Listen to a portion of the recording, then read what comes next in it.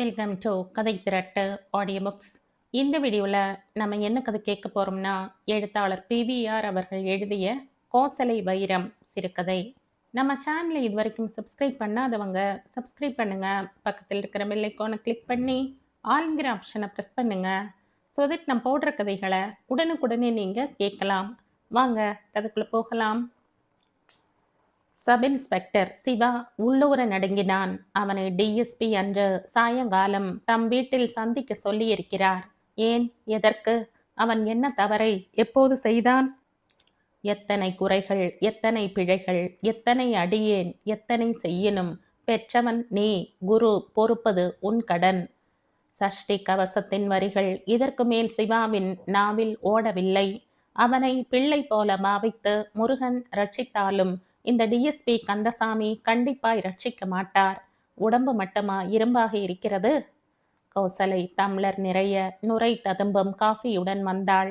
கணவனுடைய முகத்தில் ஏன் இத்தனை வியர்வை முத்துக்கள்? இவ்வளவுக்கும் தலைக்கு மேலே மின் விசிறி தலை தெறிக்க சுற்றுகிறது. இந்தாங்க காஃபி.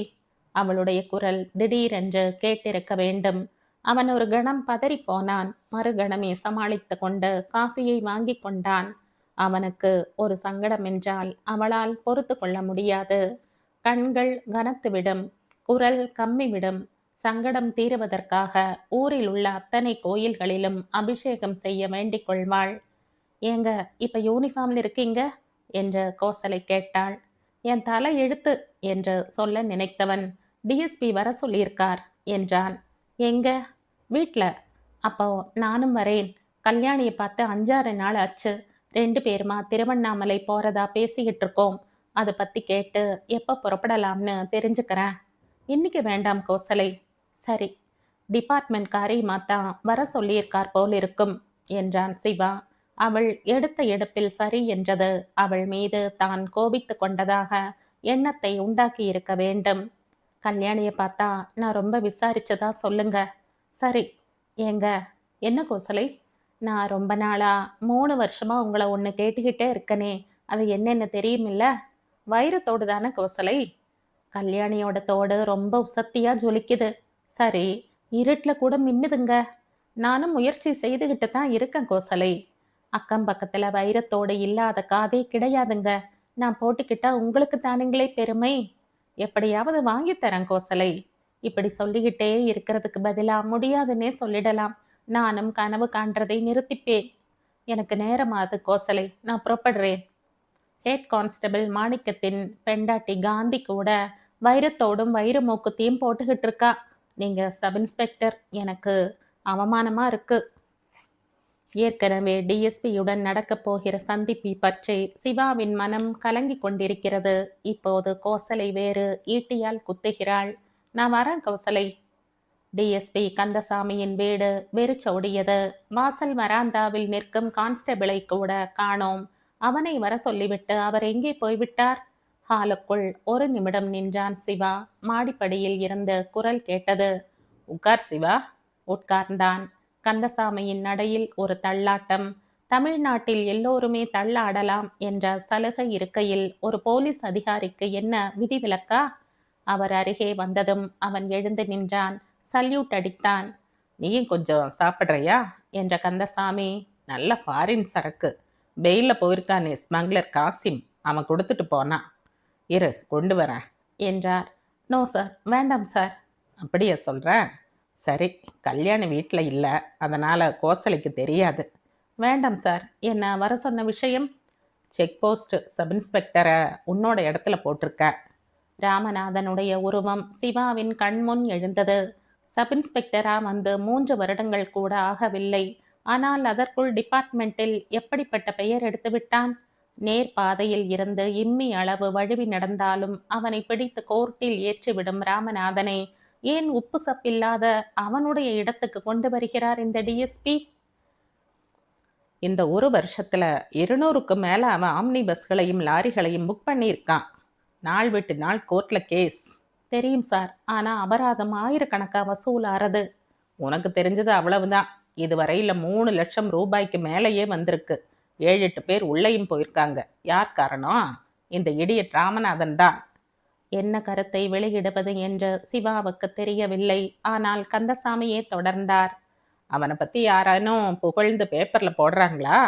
கீழ் விஷாரத்துல பிடிச்ச ஒரு கேஸ் லாக்கப்ல செத்து போனா. நாம அடிச்சு கொன்னுட்டதா பெரிய விளம்பரமே வந்தது. தெரியும் சார். சாகாம அடிக்கத்தான் நமக்கு சொல்லி கொடுத்துருக்காங்க. ஆனா இசைகேடா சில சமயம் சில சோனி பயிலுங்க ஒரு அடி விழறதுக்குள்ளேயே உயிரை கக்கறாங்க. சரி சரி, இப்ப இதுவா பேச்சு? நீ நாளைக்கே செக் போஸ்ட்டுக்கு போற, ராமநாதனை ரிலீஸ் பண்ற. Yes sir. சில சமயத்துல நாம நேர்மையா இருக்கிறது தப்பில்லை. ஆனா அது ஜனங்களை பாதிக்க கூடாது, புரியுதா? சிவாவுக்கு புரியவில்லை, விழித்தான். ஒரு உதாரணத்துக்கு சொல்றேன் கேளு. தினசரி ராத்திரி 20-30 பிரைவேட் பஸ் எல்லாம் பெரிய பெரிய பணக்காரங்களுடைய வீடியோ பஸ். பெங்களூர்ல இருந்து மெட்ராஸ் போறது, மெட்ராஸ்ல இருந்து பெங்களூர் போறது. ஒவ்வொன்றிலையும் குறைஞ்சது 60 பேர் இருக்காங்க. நட்ட நடுராத்திரியில் செக் போஸ்ட்டில் பெர்மிட் இல்லைன்னா அல்லது இருக்கிற பெர்மிட் சரியில்லைன்னா காரணம் காட்டி பஸ்ஸை நிப்பாட்டினா யாருக்கு கஷ்டம்? அவசர வேலையாக போகிற பயணிகளுக்கு தானே. இந்த ராமநாதனுக்கு மூளை இல்லை. இருந்தா பிழைக்க தெரிஞ்சுக்கிட்டு இருப்பானே. அவனால் டிபார்ட்மெண்ட்டில் எத்தனை பேருக்கு எத்தனை நஷ்டம் தெரியுமா? தெரியாது சார். திருவள்ளுவரை தவிர மற்ற பஸ்களில் இருந்து ஒரு ராத்திரிக்கு 100 ரூபாய்னு வசூல் ஆயிட்டு இருந்தது. திருவள்ளுவர்ல இருந்து பைசா பெயராது கவர்மெண்ட் பஸ். ஏன் ராத்திரி வேளையில் அரசாங்கம் பஸ் ஓட்டணும்னு இன்னும் புரியல. மற்ற நேரங்களில் ஒழுங்கா ஓட்டினா போதாது? சிவா பதில் கூறவில்லை. ஒரு நாளைக்கு 50 பஸ்னா 5000, லாரியால் இன்னொரு 5000, 10,000, மாதம் 3 லட்சம், வருஷத்தில் 36 check post, duty constable, sub inspector, DSP, SP, RTO, அவனோட ஆஃபீஸ் ஆளுங்க, இவ்வளவு பேருக்கும் துண்டு போட்டால் என்ன மிஞ்சும்? ஆனால் அது கூட இல்லாமல் பண்ணுறான் ராமநாதன். நீ நாளைக்கு செக் போஸ்ட்டில் ரிப்போர்ட் பண்ணுற. Yes sir. ஒவ்வொரு நாள் காத்தாலையும் செக் போஸ்ட்ல இருந்து நீ நேர என் வீட்டுக்கு வந்து கணக்கு ஒப்பிக்கிற, என்ன? Yes sir. சரி, நீ கிளம்பு. சிவா எழுந்தான், சல்யூட் அடித்தான். இதுவரை கரைபடாமல் இருந்த அவனுடைய கோழை கை நடுங்கியது. கோசலைக்கு அழுத்தது. என்னங்க நீங்க தினசரி ராத்திரி 10 மணிக்கு மோட்டார் சைக்கிளில் டர்ன்னு போயிடுறீங்க. அப்புறம் காத்தால 7 மணிக்கு வர்றீங்க. மத்தியானம் பூரா தூங்குறீங்க. எனக்கு பிடிக்கல. நான் என்ன செய்யறது கோசலை? டிஎஸ்பி என்னை தூக்கி அங்கே போட்டிருக்கார். எனக்கு இது வேண்டாம்னு சொல்ல முடியுமா? இப்படி தினமும் ராத்திரி கண் விழிச்சா உடம்பு என்னத்துக்காகும்?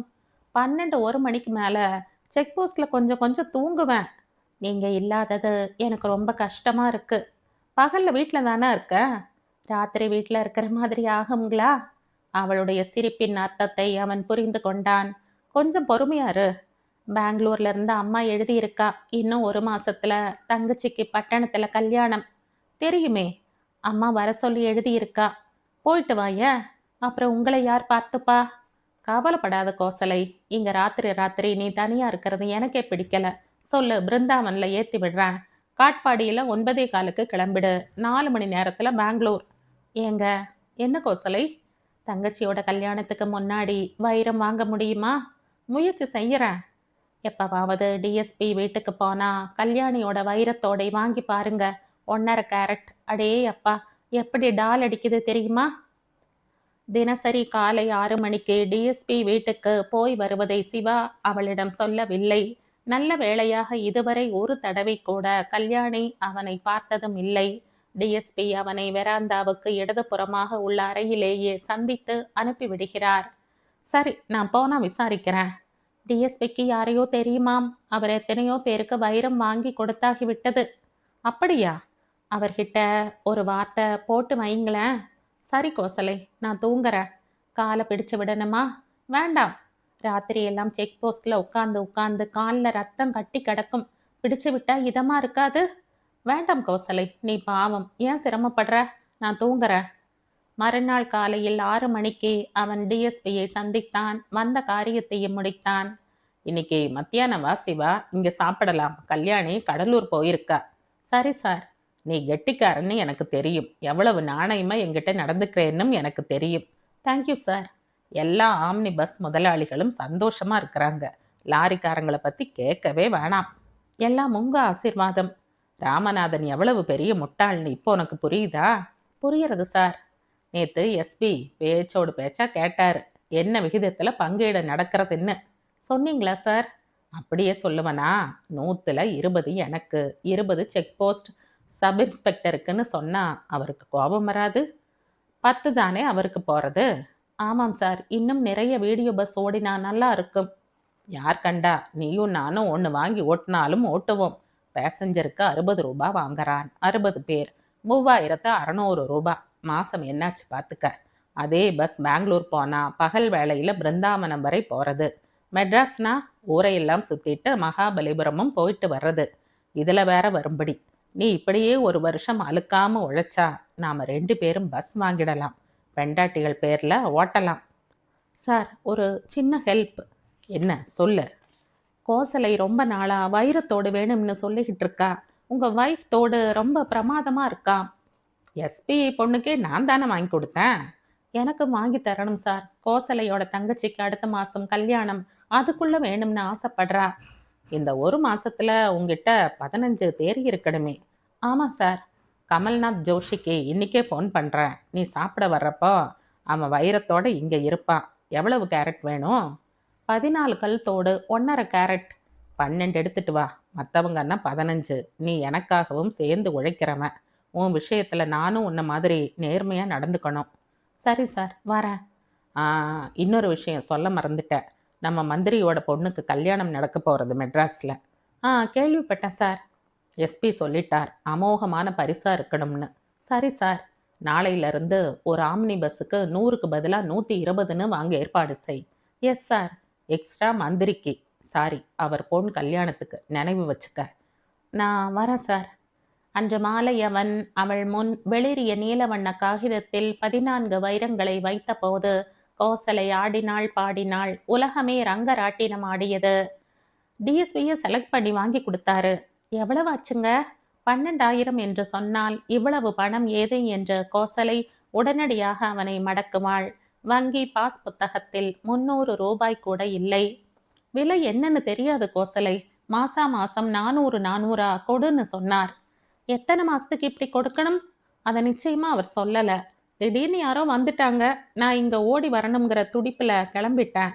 வைரம் என்னமா மின்னறது பாத்தீங்களா? கல்யாணிக்கு வாங்கின இடத்துல இருந்து தான் இதுவும்னு டிஎஸ்பி சொன்னார். என்னங்க? என்ன கோசலை? நான் நாளைக்கு பெங்களூர் போகலாமா? போயேன். அங்க அம்மாவுக்கு தெரிஞ்ச ஆசாரி வீட்டுக்கே வந்து தோடு கட்டி தருவார். ஜமாய், ஆனா வைரம் ஜாக்கிரதை. யாரும் கை வைக்கவே முடியாத இடத்துல பத்திரப்படுத்திடுவேன். ஆனா என்னால கை வைக்க முடியுமே. சிவா சிரித்தான். பெங்களூர். ஏண்டி 1.5 கேரட்னு சொல்ற? வைரம் உசத்தியா வேற இருக்கு.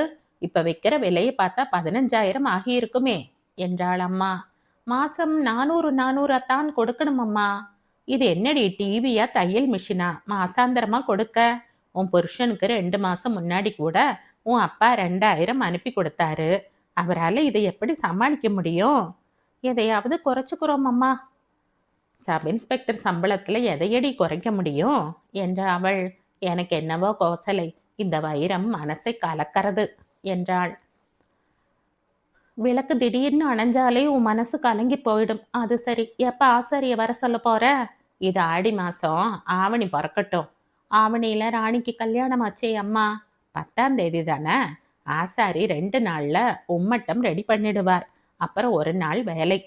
வேறு வழி இல்லாமல் காதில் அணிய முடியாததை கையில் வைத்து அழகு பார்த்தாள் கோசலை. 5-6 நாட்களுக்கு பிறகு, அம்மா, நான் மெட்ராஸ் போறேன், நீயும் வரையா என்றாள். என்னம்மா விசேஷம்? நாளை மறுநாள் சுரேஷ் அமெரிக்காவிலிருந்து திரும்புறான். தம்பி எதுக்கு இப்ப வரான்? ஸ்பெஷலா ஒரு வேலை கொடுத்துருக்காங்களாம். நீயும் வாயேன். உன் அப்பா எப்ப பாம்பேல இருந்து வர்றாரோ தெரியல. சரி, வர. திரும்புறப்ப நான் காட்பாடியில இறங்கிக்கிறேன்.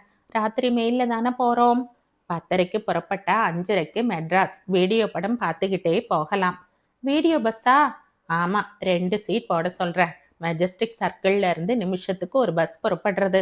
நான் வீடியோ பஸ்ல போனதே இல்லை என்றாள் கோசலை. அவள் சென்னையில் இருந்து திரும்பும்போது காட்பாடியில் இறங்கப் போகிறாள். வைரங்களை இப்போது தோடாக கட்டப்போவதில்லை. ஏன் அவை பெங்களூரில் பூட்டப்பட்ட வீட்டில் இருக்க வேண்டும்? யாருமே கை வைக்க முடியாத இடம் இருக்கும்போது ஏன் கவலைப்பட வேண்டும்? பஸ் அம்மா சொன்னது போல 10:30க்கு புறப்பட்டது. அல்சூரை தாண்டி பெங்களூர் எல்லையை கடந்ததும் வீடியோ படம் ஆரம்பித்தது. பழைய படம் 10 நிமிடங்களுக்குள் அலுத்து போயிற்று. அவள் சாய்ந்து கொண்டாள். கண்கள் மூடின. நினைவும் மயக்கமும் கலந்த நிலை பிறந்தது. பஸ்ஸின் சத்தம், வீடியோவின் அலறல், சாலை போக்குவரத்தின் இரைச்சல் எல்லாவற்றையும் மீறி அவள் அவன் முன்னே அலங்கார பூஷிதையாக நின்றாள். பட்டப்புடவை, கழுத்து நிறைய சங்கிலி, கை குலுங்க வளையல், காதில் 1000 வாட் பல்பின் பிரகாசம், வைரங்கள் கண்ணை பறித்தன. எவ்வளவு நேரம் அவள் இந்த பிரம்மையில் தவழ்ந்தாளோ அவளுக்கே தெரியாது. திடீரென்று கண் விழித்தாள். பஸ் சாலை ஓரமாக நின்று கொண்டிருந்தது. முன்னாலும் பின்னாலும் ஒரே பஸ் மயம். 500 லாரிகள் வேறு தூரத்தே தெரிந்தன. கோசலை பார்த்தாள். வலது புறத்தில் 2 போலீஸ்காரர்கள். சற்று தூரத்தே ஒரு சிறு மேஜைக்கு பின்னால் ஒரு நாற்காலி. அவளுடைய கணவன் சப் இன்ஸ்பெக்டர் சிவா. அவன் எதையோ எதிர்பார்ப்பவனைப் போல உட்கார்ந்திருந்தான். சற்றைக்கெல்லாம் ஒரு போலீஸ்காரன் சிவாவிடம் செல்வதையும் எதையோ அவனிடம் நீட்டுவதையும் கண்டாள்.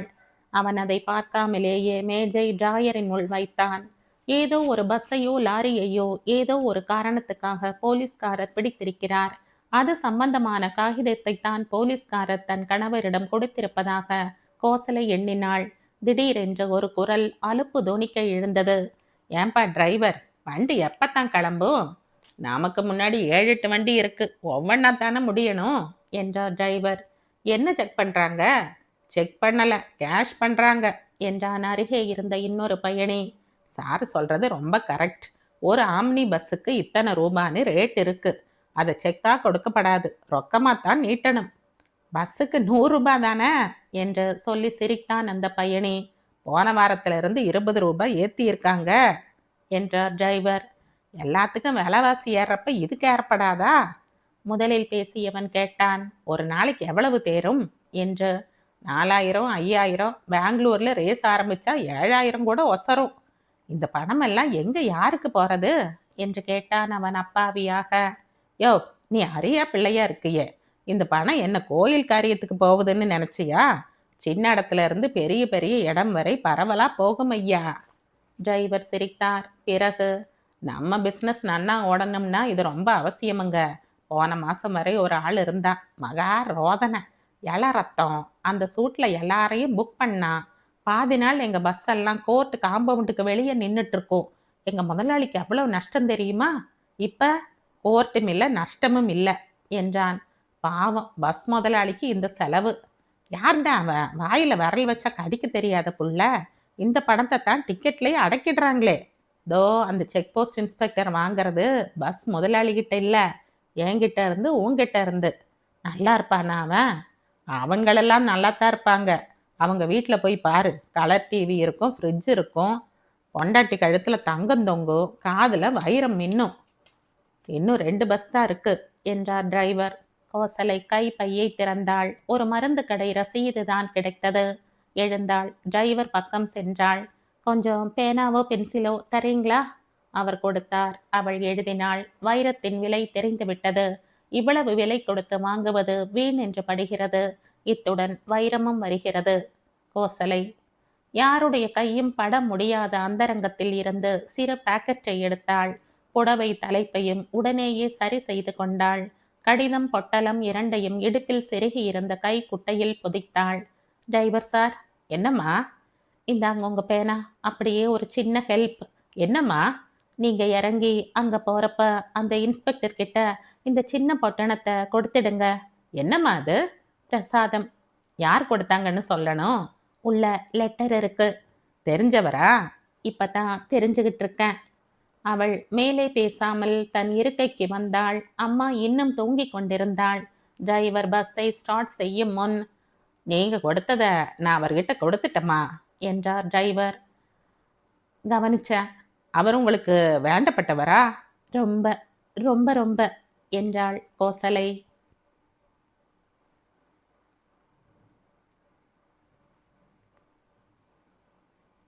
இதோடு இந்த கதை முடியுது. இந்த கதை உங்களுக்கு பிடிச்சிருந்தா லைக் பண்ணுங்க, ஷேர் பண்ணுங்க, சப்ஸ்கிரைப் பண்ணுங்க. மற்றும் ஒரு இன்ட்ரெஸ்டிங்கான கதையோட அடுத்த வீடியோவில் சந்திப்போம். பை. தேங்க்யூ.